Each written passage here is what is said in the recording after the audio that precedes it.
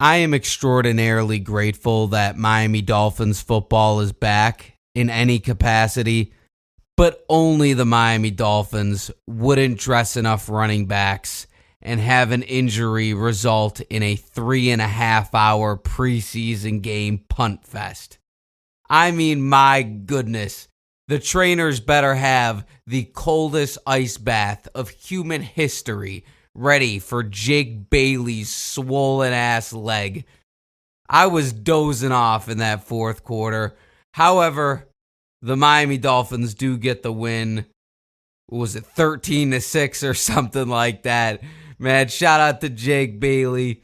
He had to have punted like 15 times or something. Actually, he performed pretty well, but man, that game was dragging.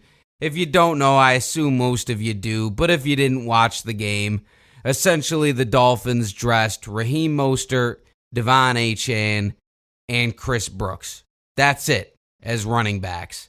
And Chris Brooks got hurt, I believe it was early in the third quarter, and because of that, they didn't want to put Mostert or Achane back in the game, obviously, because they're guys that are already going to make the team. They have nothing to prove. So they put in some undrafted receiver who obviously was not made to play running back. And because of that, they ended up passing goddamn near every play in the second half. And it was very unsuccessful. I mean, Mike White, at first it looked like he was finding guys. He was finding Ezukama a ton, who had a good game. Ezukama, man, I was counting him out, but now I'm not sure. I liked Ezukama's game. But, man, it was 3 and out after 3 and out, incomplete, and the game it dragged. It dragged, even for me as someone who's been watching the Dolphins my whole life, and even preseason games, you'll catch me getting amped up. I was dozing off there at the end. I did not give a shit if Washington scored or if they didn't. I just wanted the game to end so I could come here and record this video. And the Miami Dolphins did get the win, so here I am, a little bit happier than I would be if they did not. But let's talk about it. Let's start with the most important aspect of this football game. The one people are going to remember.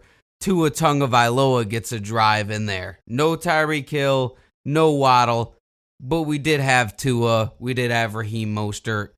Tua went 5 for 5, capping it off with an absolute dime to River Craycraft on 4th and 1. And that was it for Tua Tagovailoa. Ends it with a touchdown, a nice dance. Couldn't have asked for anything better from Mr. Tua. And that led into the battle for the quarterback 2 position. And I'm thinking what everyone else is thinking. Tua, please, could we keep Tua healthy? All right, that is the most important thing because, in my opinion, I think Mike White is the better man for the job. They haven't given him a chance to play with the second stringers. He's been playing in the second half of these games. Skylar Thompson's been the first guy. I don't know if they're trying to force him into that quarterback 2 position. Skylar, there's arm talent there, man. He's got a strong arm. He's a little bit elusive, and he could run. But he is wildly inaccurate. Did I say that? I said that terribly, but you know what I meant.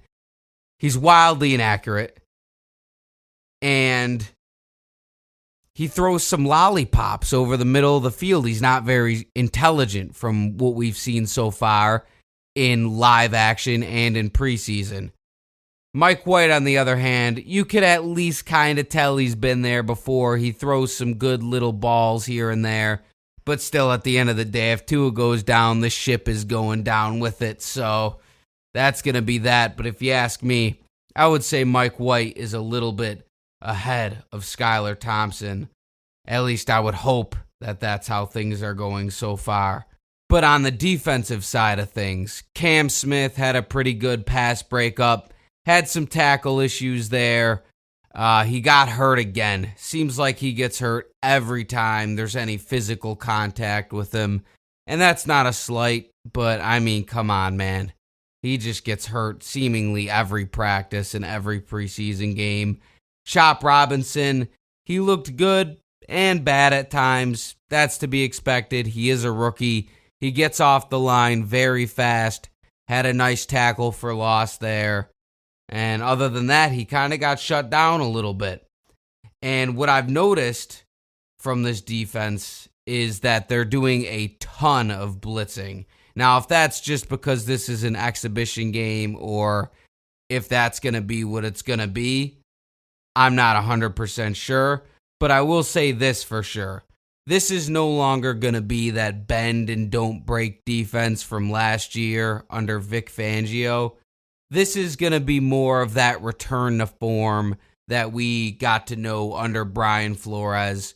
The cover zeros, the corner blitzes, those kind of things where it's like you might give up a big-ass play, but at the same time, you're going to shut some people down. And I like that, in my opinion. I hated that last year because it felt like when you do that bend but don't break defense, it works great against young quarterbacks because eventually they're going to make a mistake, right? Or less than offensive teams. Eventually, they're not going to convert a third down. But when you would play teams like Buffalo, I mean, they just picked that shit apart. Josh Allen, Stephon Diggs, they were picking that shit apart all day long. So, glad to see we're having this change of scheme on the defensive side of things. Another thing I noticed is a major takeaway. Ezukama, man. Ezukama, I'm starting to think this guy's got to make the team because he looked good. He was breaking tackles. I was counting him out. I was counting Eazy-E out, but man, I'm not too sure anymore. I might want that guy on that 53, especially if Odell is not going to be healthy to start the season. I mean, who are you going to have? You're going to have Tyreek, Waddle, and then Braxton Berrios. Do we really want 3 short-ass receivers on the field at the same time? I don't know. Personally, I wouldn't. I think you got to go Waddle, Tyreek, and let's get someone that's tall that could catch a jump ball if the play breaks down. That would be perfect, in my opinion. Another major takeaway I had was Patrick Paul on the offensive line, looking good again. Gave up 1 sack, but man, that pass protection looked better than it did last week. And he's still a scary-looking motherfucker. So shout out to Patrick Paul. And other than that, I really don't have anything to add for this preseason game. The Miami Dolphins get the win. We are 1 week closer to the regular season. What are we now? 3 weeks away? We got preseason next week, then an off week. Yeah, 3 weeks away from the regular season. So 1 more preseason game to get through, and then it's for real, baby. The nuts are on the table as always. I appreciate anyone that takes the time to listen. It's 10:30 at night. For some reason, I'm hella tired. And, yeah, that's preseason football will do that to you, man. God damn. I mean, Jake Bailey had to punt 7,000 times. Shout out to that guy. Shout out to Jake Bailey. All right.